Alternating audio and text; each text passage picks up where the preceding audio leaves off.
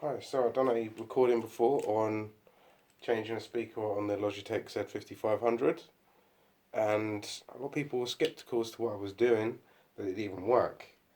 Um, well, this is, I think, what, 3, maybe 4 years later?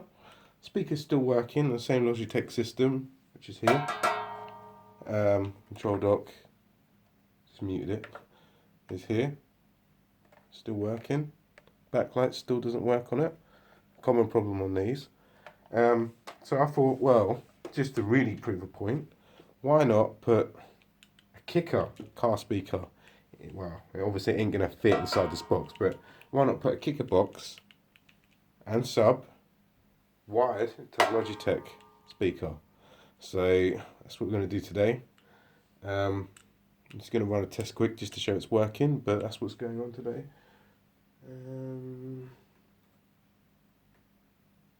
I'm gonna look at my laptop, just seeing if I can find some non-copyright stuff to play. The stuff that I've made. Right, so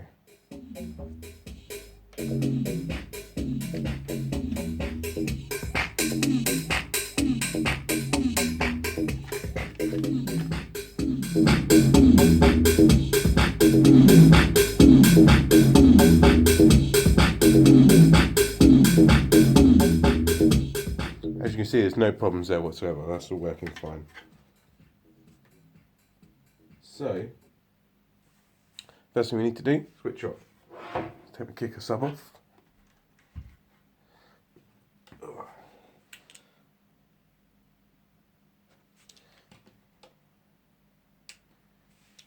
Sweet. Next stage, this is going to be a bit of a bitch, is to disconnect my control pod. The last thing I want to do is break the cable on that, but they're still over 100 quid.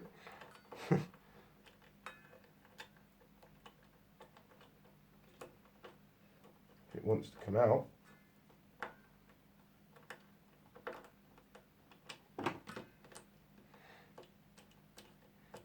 I might end up having to break this video into two, hopefully not. Alright, so first thing, this can also work for a speaker replacement as well. So first things first, you need to take this grid off. I've just prized it out of the way anyway, so I'm going to put it off.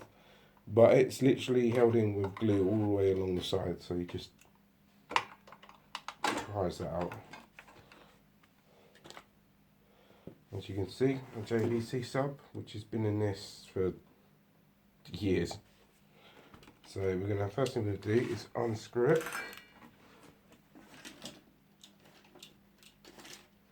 Moving the other satellite out of the way.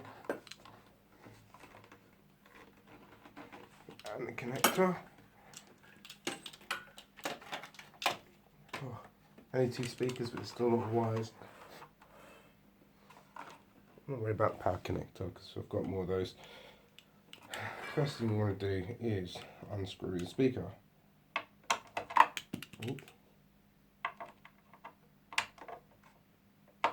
Wrong side screw.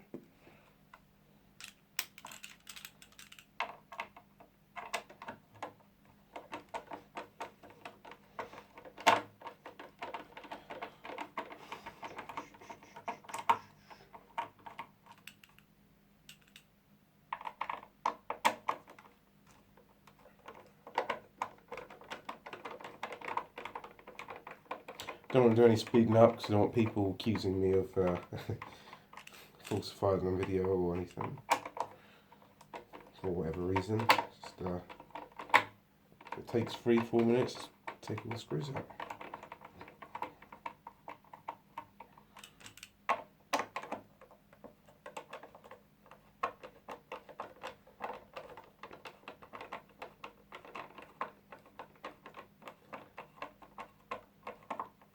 I don't want to bother screwing in the kicker once I get this out of the way and put the wires on. I'll just keep hold of those so they're not actually touching anything.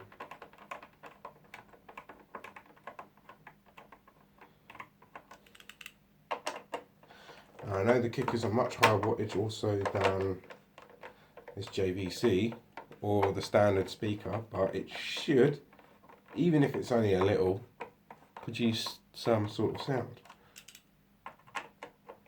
So that's the whole aim of this, is just to point out that you could use whatever speaker you want, as long as you wire it at 8 ohms, which I've got a voltmeter to test it in a minute. Glass screw.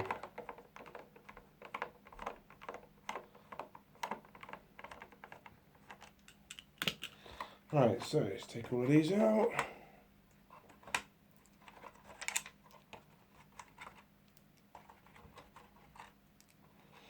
It's been a long time, so if I see any spiders in this, I'll be moving. And okay. Again, speaker's very hard to get out of this thing, so just be careful. And we're spider free. Right, so. Oh, sorry, let's pull the power cable out. Why not? Leaving that charged. Right, so let's explain what I've done. So basically, the speaker's got 2 coils on it, coil 1 and coil 2. Each coil is individually running at 4 ohms, but it's all simple maths when it comes to speakers and ohmage. Cables are very short. So basically, all I've done is I've wired with 1 wire. Not very practical what I actually used, but it worked. 1 single wire from a positive on coil 1 to the negative on coil 2, which is here. You can't really see that well, but you can see it's black. That's all I've done. So the 2 coils are linked from negative to positive. So then all I've done is gone from obviously positive and negative off this speaker into, so there's a full circuit basically between the 2 coils. If you need more information on this, it's available on Google, or just ask me to make another video and I'll probably go into more detail about it. But let's take these off. See, what I've done is I had to put this on the negative, which is the positive line, and vice versa with the other side, because I was running this in tandem with another system. So when you run multiple systems, if the base is out, say one of them's on a different polarity, not going to go into that, but you can get different polarities on the subs in a sense, so then you end up with 2 subs counteracting each other. So if you stood between them, instead of increasing the sound of 2 subs, you end up decreasing because the polarity switched. Yeah, like I said, I'm not going to go into that. That's something else for another day. Let's keep it simple. For you guys, negative to negative, positive to positive, and then the other 2 you need to link, which is a positive and a negative on the other side between the 2 coils. Alright, so that's that. Nothing special, 30 quid speaker, done the job. Alright, so in order for me to do this, it's going to be the tricky part. 2 cables. And black is going to be, for this one, the blue one.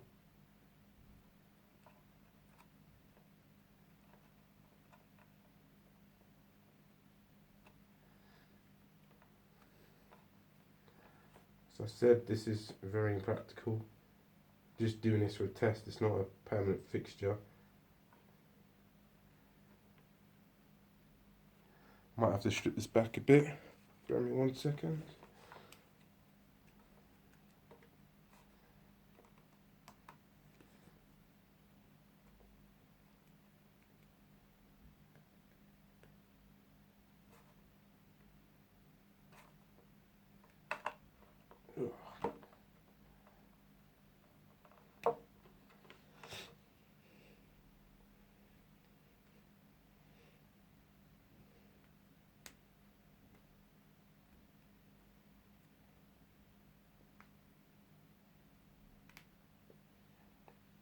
As you can see, I don't actually have the proper tools to strip these wires at the moment. But like I said, for the purpose of this video, it's not really that important because there's not a permanent fixture.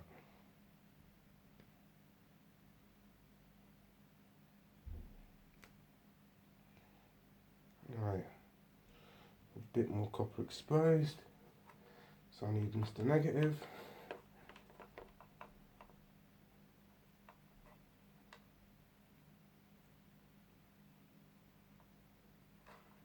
That's that. And the positive. You might not actually have to hold these in the end. This positive is the clear one.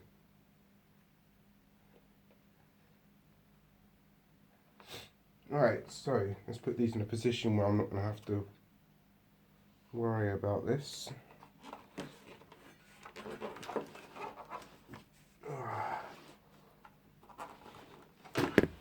Quite a heavy speaker. What you don't want to do is let them two touch. If they touch, obviously, game over. But like I said, it's not important because I know what I'm doing. I'm not going to get any of these crossed. Definitely have to do a part 2. So, I think this is the end of part 1 for this. You can see. So part 2 straight after.